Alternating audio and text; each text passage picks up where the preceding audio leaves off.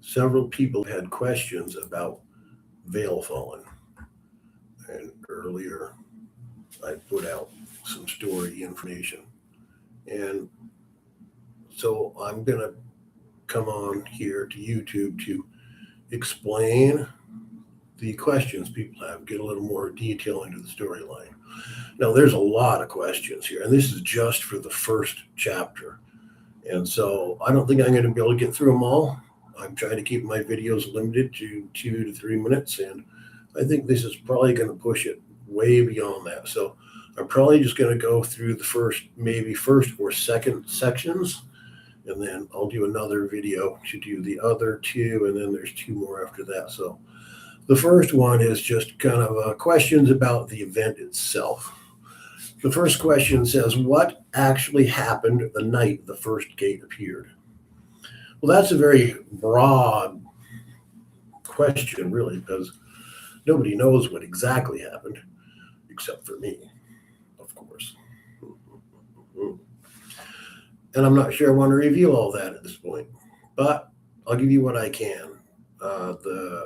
What actually happened on the night of the first gate is Elizabeth. She is actually the main character in everything, although she doesn't appear much, but she is the catalyst in a sense. So what happened is a gate appeared, but it wasn't really a gate, it was a window, just a window that you can see through, but you couldn't go through. But Elizabeth, she found the gate in the woods on her family's farm, and she understood it was unusual. I'll go into more detail why she understood that later, but she understood it was unusual. At first, she didn't really want to approach it. She saw it, she understood it was there, she kind of sensed it in a way, but she wanted to avoid it, but her curiosity kept her going back and looking at it.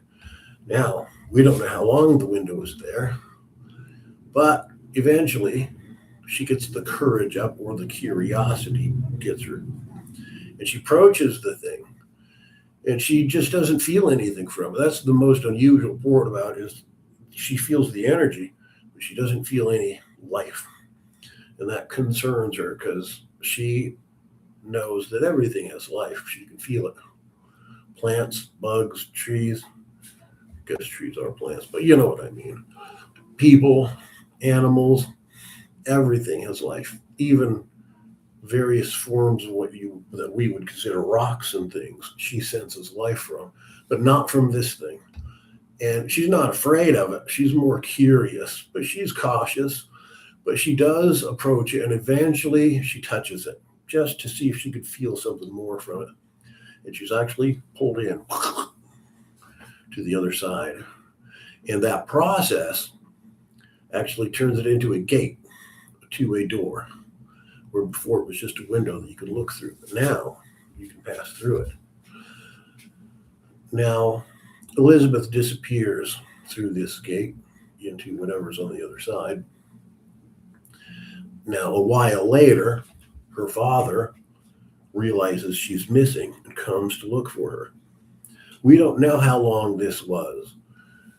Elizabeth commonly wanders the woods around her house. She's very capable, and so her father doesn't worry about her too much, and he's got a lot of work to do.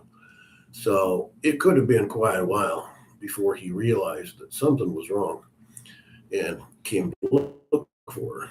He finds her tracks, and he follows them to this shimmering thing in the woods, and her tracks disappear there. So, he puts two and two together and says something's up here, and he reaches out to touch this thing also. We're just out of wondering, is his daughter done something, and what is this? But he's more worried about his daughter, and he's also pulled in, and now he's on the other side. So I'm not going to give you the detail of what's on the other side in this. There's stories and things already posted. You can find that information there, or I could follow up on it more in the future. But with time limited here, I'll just tell you that as Ian, her father, stepped through the gate, or was pulled into the gate, what he witnessed on the other side terrified him so much that he stepped back through the gate by accident, kind of stumbling back. And in the process, he closes the gate. And there's more detail as to why that happened and everything in other stories already posted, and I could talk about it further later if you have more questions. In closing the gate, he cuts himself off from his daughter, and she stays on the other side, and he stays here for many, many, many years.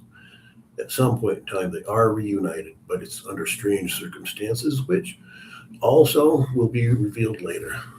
That's it for that question. We got to move on. The next question is, was it seen by multiple people or just one account that spread? Well, it was only one account that spread. It was only Ian that witnessed it, and he didn't even know for sure what he witnessed. Elizabeth was the main one that you could have gotten information from, but she's no longer available. So Ian starts to spread the information. The problem is that Ian, he doesn't know what happened either, not really. He's got a better understanding. He's got a first-hand account, but his understanding is very limited, and his body is changing after that encounter. So he's going through some psychological and physical changes that make it difficult for him to be giving detailed information to anybody. But he does talk to some close friends and some family and gives them as much information about he knows. Also, other things are happening around town, strange occurrences, things, because, like I said, the gate was open for a while before Ian realized his daughter was missing, and who knows what came through the gate and what influence it had on our world. So other rumors spread from other sources, not necessarily pertaining directly to the gate itself. Now we're going to go on because time's limited. Why did everything seem normal again afterwards, but not quite right? Well, the problem is once the gate was closed, then whatever was there was contained in a sense. But the problem is that it left an imprint, and the imprint continued to influence people in a negative way, or maybe a positive way. It's difficult to tell. We can go into more detail of that, as time progresses, but ultimately things weren't right. Something happened when the beings or abominations came into our world. They left an imprint, and nothing ever was the same since. All right, last question in this segment. Did the town lose time, or are people just remembering it differently? Well, nobody lost time. I don't know what they mean by that question, really. I mean, there is some time issue in this story, so I guess you could wonder that. But no time was lost or anything. Of course, people were remembering things differently because you got this person that got this experience and interpreted it this way, and this person that got this experience and interpreted it this way. You might have two people that experienced the same thing, but their perception were individual. And then as those rumors are spread around town, you get all kinds of stories. So it was difficult after a while to know what actually was real and what was exaggerated or just totally made up so that people could feel part of what's going on. All right, we're going to move on. There's one section here that says about what came through. These are some good questions here. Let's see, what did come through? Did anything physically come out of the gate, or was it something else entirely? Well, that's an answer for another time, but we can assume that there was enough time for a creature or an actual physical thing to come through the gate while Ian was doing his chores and Elizabeth was on the other side waiting for whatever. Anyway, we don't know, or at least we don't know yet. It's not something I'm willing to answer at this point in time because it would kind of, it's not known for sure, but something could have. There was plenty of time that something could have come through that when they realized it was doorway now and wandered around for a while and then returned. Or maybe the gate was closed and they didn't return and they ended up having to stay behind. And in that case, some of the earlier questions might have some fulfillment just from that piece of knowledge, assuming that it happened. So, but we'll move on. Let's see. Why do people describe the creatures differently if they saw the same thing? Well, the problem with that is that there's more than one creature. It's not one creature comes through the gate, it's many. They don't come through in force, but they come through one, and then a little while later, another one, a little while later, one. They're gathering information and then returning. So they're seeing different creatures. All the creatures have some similarity in the sense that they're abominations to our eyes, but they're different creatures. They're not all the same creature. All right, let's move on. Were the figures dangerous, or did people just react as if they were?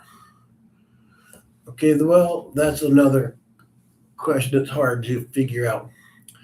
The figures themselves, or the creatures or abominations, they're not dangerous in and of themselves. They didn't come through the gate from the other world to harm us. That's not was their intent. But did we get harmed? Sure we did. Some of us physically and a lot of us psychologically. And it says here the other part, did people just react as if they were? Well, they were. So, but was it malice? It was not malice. There was no malice in the abominations moments with us. There was no intent by any of them to harm us in any way. They did harm us, but they didn't mean to. And it actually was decades before they realized the profound damage they did to humanity. All right, I think that's it. Wait, is there one more here? Why did some people feel affected without ever seeing anything at all? All right, well, here's the deal. These creatures come through this gate into our world, and they're what you call psychic beings. They're very psychic. They do everything through psychic abilities and stuff. But what they don't know, and what we don't know either, is that their psychic energy is so powerful, it emanates from them. And it literally is like radiation to us. So it infects us as if being radiated, and we begin having abilities. Most of us don't know how to handle it, don't even understand it, and it drives some people totally crazy. It drives some people are able to, over years, develop usable skills from it. But no matter what, it affects us all psychologically on various levels. Some totally driven completely mad in a variety of ways. Some people becoming violent, some becoming isolationist, and some actually try to help people in various ways. Even a strange cult appears from it. They've got their own idea of what the abominations are and how to deal with them.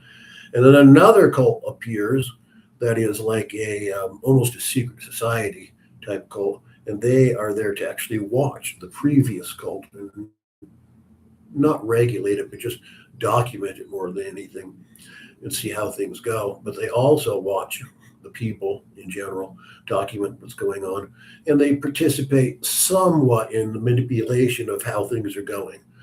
Otherwise, they stay pretty much hush hush and just are more record keepers than anything. I think that's it for this segment. So I'll have another one coming out to describe a little bit more of what's going on in Veil Fallen, the saga.